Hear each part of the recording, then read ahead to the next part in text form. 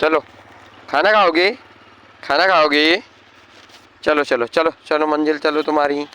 चलो आ जाओ आ जाओ आ जाओ आ जाओ। चलो चलो बच्चा, चलो चलो चलो।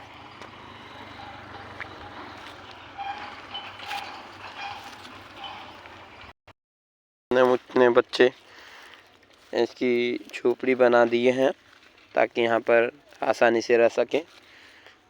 ये तालाब का पार है, इस पे बच्चे रह रहे हैं।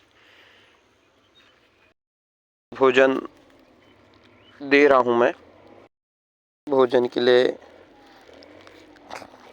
कैसा कर रहे हैं? बच्चे बहुत ही भूखे थे।